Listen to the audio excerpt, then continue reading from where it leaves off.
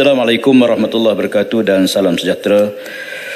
Terima kasih Tuan Ketua kerana beri kesempatan untuk saya mengambil bahagian dalam perbahasan pada petang ini.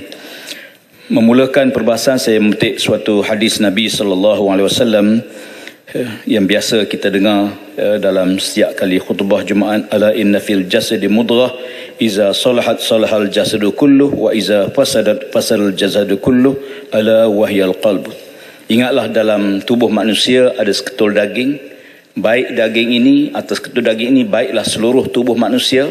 Rosak seketul daging ini akan rosaklah seluruh tubuh manusia. Seketul daging itu ialah hati.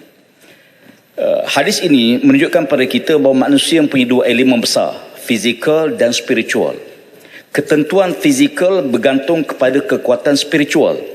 Maka saya lihat bajet bukan hanya melihat aspek fizikal.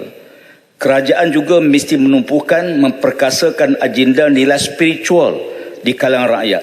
Sebab apa pun yang kita hidangkan kepada rakyat, kalau sekiranya pembangunan spiritual yang tidak seimbang, dia akan melahirkan kepincangan yang akan akhirnya akan menimbulkan kecelaruan dalam masyarakat, negara dan sebagainya. Sebagai contoh, saya ingin melahirkan kebimbangan terhadap berlakunya peningkatan kadar perceraian dalam negara kita. Jenayah yang melibatkan kanak-kanak sebagai contoh. Di tangan saya ini ada satu data yang telah dikeluarkan oleh DOSM tentang peningkatan jenayah yang melibatkan kanak-kanak sebanyak 26.5% berbanding tahun lepas, tahun 22 hingga tahun 23. Dan ini memerlukan satu penelitian yang rapi. Termasuklah bahan-bahan pornografi yang dihidang pada kanak-kanak meningkat 139.3%. Demikian juga yang melibatkan amang seksual dan sebagainya, yang sebahagian besar berpunca daripada bahan pornografi daripada media sosial. Saya minta supaya kerajaan lebih tegas mengawal perkara tersebut supaya kita boleh menjaga anak-anak kita generasi akan datang ini, supaya mereka tidak berdepan dengan kerosakan jiwa, akhlak dan moral yang tidak menentu. Tuan-tuan, saya ingin juga menyentuh soal belanjawan kita pada kali ini. Kita lihat ini belanjawan yang besar, yang 41 bilion dengan anggaran hasil sebanyak 340 bilion dan mengunjurkan KDNK sebanyak 4.5 hingga 5.5%. Dalam pementangan saya nampak kerajaan optimis terhadap pencapaian ini. Cuma saya ingin melihat tentang perlu juga suatu mitigasi dibuat kerana soal ekonomi yang tidak menentu dalam situasi geopolitik yang ada hari ini. Perang di Rusia Ukraine belum selesai, tragedi yang berlaku di Timur Tengah sekarang merebak ke Lebanon.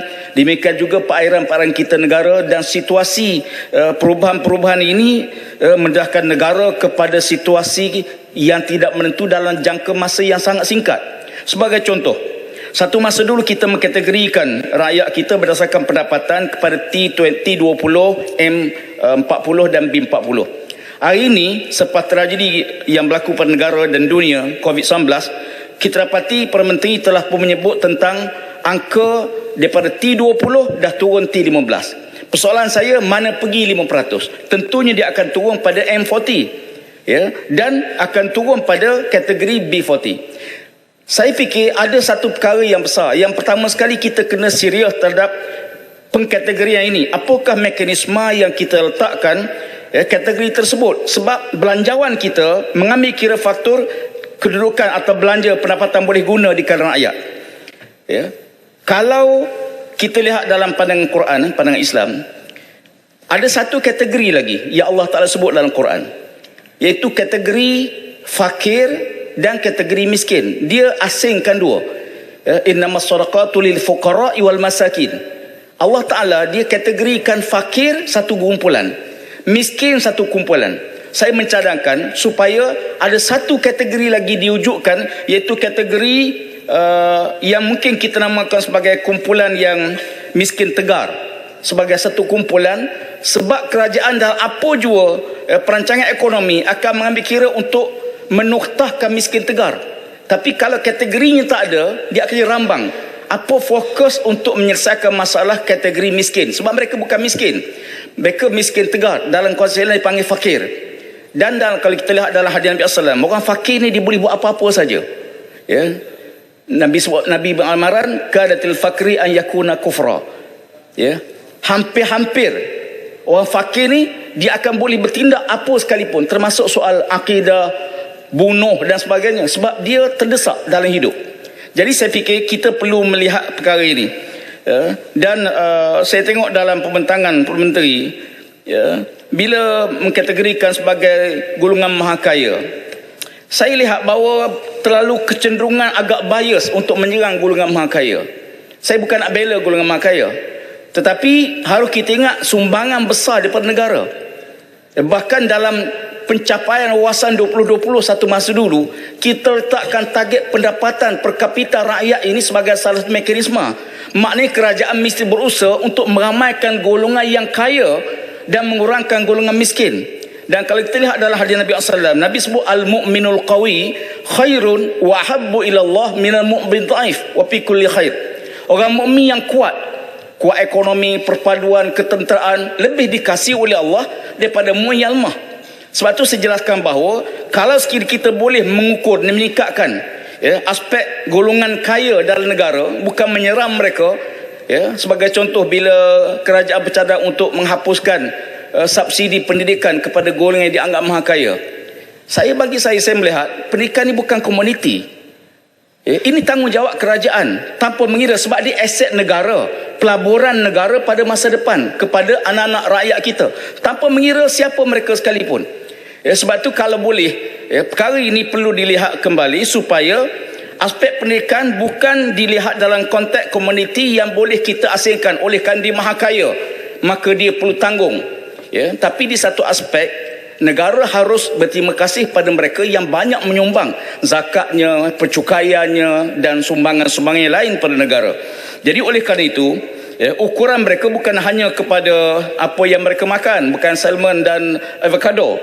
Ya, kalau kita lihat pada makanan dia, saya rasa bajet ni kita bernamakan bajet salmon dan avocado. Tadi betul, di mana tu? Saya lihat satu lagi aspek yang besar dalam konteks ini ialah tentang bila kerajaan berusaha untuk meningkatkan gaji minima. Ramai di antara bahas yang menyentuh soal ini. Ya, tapi saya nak lihat dalam konteks kesan segera.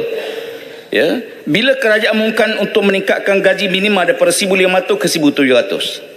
Saya fikir satu kajian perlu dibuat. Bila kita naikkan daripada 1,200 ke 1,500, ya, banyak mereka yang sangat terkesan. Sekarang kita umum daripada 1,500 akan naik ke 1,700 gaji minima.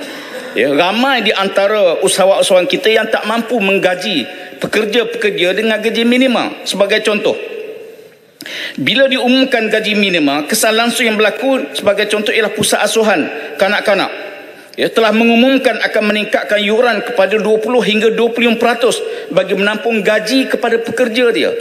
Bermakna ibu bapa yang hantar anak dia ke pusat asuhan terpaksa menanggung peningkatan kos. Seorang anak mungkin 500-600, kalau dua orang 1,200. Bayangkan kalau anak-anak 2-3 yang lain.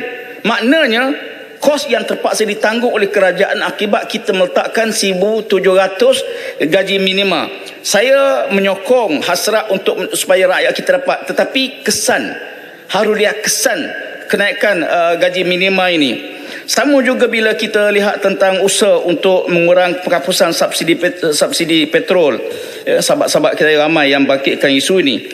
Ya, mungkin penyelesaian dalam konteks ini ialah kepada penggunaan pengangkutan awam. Ya. Isu besar yang kita hadapi pada masa ini ialah sistem pengangkutan awam kita yang tidak begitu sempurna atau tidak, yang boleh mengecewakan kita semua. Ya, sebagai contoh, kita perlukan satu pelan holistik. Ya, kerajaan belanja bilion untuk menyiapkan fasiliti pengangkutan awam. Tapi kalau kita tengok siapa yang ambil manfaat dengan subsidi pengangkutan awam. Ya, tuan-tuan boleh tengok sama ada MRT ke LRT ke apa kenderaan, maknanya dia masih lagi gagal untuk menarik pengguna untuk menggunakan pengangkutan awam. Justru itu saya sekali lagi ingin menggesa kerajaan untuk terus memberi tumpuan dalam menambah baik sistem pengangkutan awam negara supaya dia menjadi alternatif kepada rakyat, supaya dapat mengurangkan, bila kita naikkan kos petrol dan sebagainya, dia akan dapat mengurangkan penggunaan kenderaan persendirian. Seperkara lagi yang saya rasa juga perlu saya sentuh ialah soal kerajaan bila apungkan sistem diesel mengikut harga pasaran antarabangsa, timbul masalah berapa harga diesel hari ini. Ya. Kalau tengok data yang ada, hari ini satu tong diesel dengan harga lebih kurang 99.23 USD atau 371.47 ringgit Malaysia.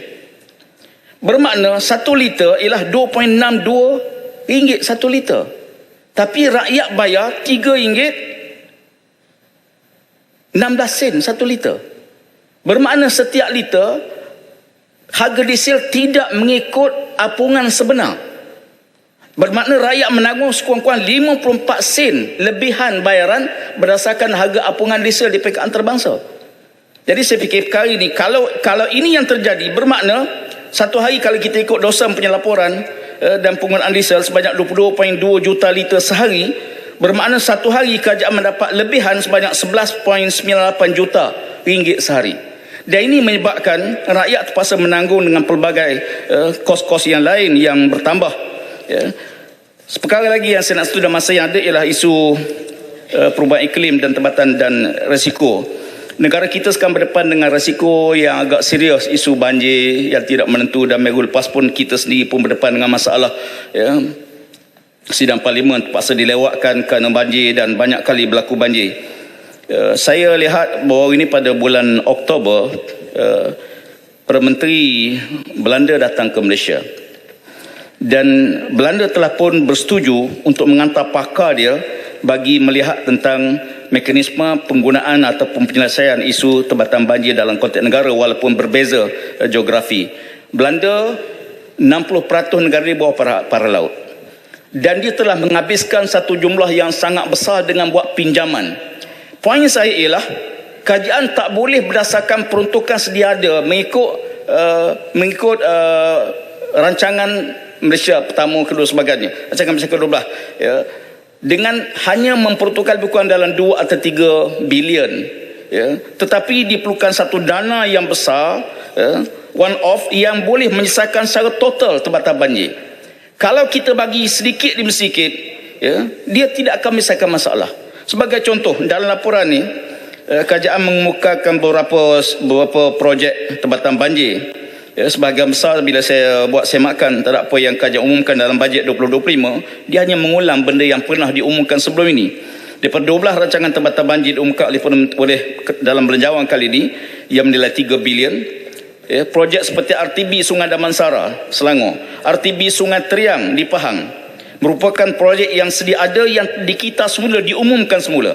RTB Sungai Damansara seperti diumumkan dalam web JPS Selangor telah pun bermula pada 13 September 2023 dan kesiap dalam masa 2 tahun. RTB Sungai Teriang, kalau kita lihat dalam pengumuman rancang oleh Yang Amat Menteri Besar Pahang, bahawa projek ini telah pun masuk pada rolling plan ketiga dan RMK12.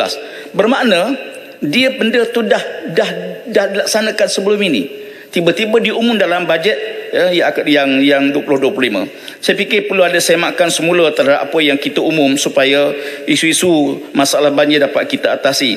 Akhir sekali saya ingin juga menyentuh soal tentang penggunaan isu bekalan air. Isu bekalan air ini ialah banyak negeri kita berdepan dengan isu RNW yang agak tinggi dalam ucapan yang telah dijawab oleh Menteri. Bagi saya kerajaan persekutuan perlu menyediakan satu dana khas lah, sebab kalau kita serah kepada operator negeri mereka tak mampu sebab kos yang sangat besar. Untuk penggantian paip dalam tempoh 40 tahun, paip-paip ni semua terpaksa diganti tempoh hayat dia, dan kosnya setiap negeri tak kurang pada 2-3 bilion, dan tak mungkin negeri mampu. Lantaran itu saya mencadangkan suatu tabungan atau dana khas diperuntukkan lebih awal supaya proses penukaran paip dapat dilakukan dan kita berjaya mengurangkan isu NRW. Termasuk juga loji rawatan air. Yang ada hari ini, banyak loji rawatan air di pulau-pulau dibuat di tanah besar, tidak di pulau.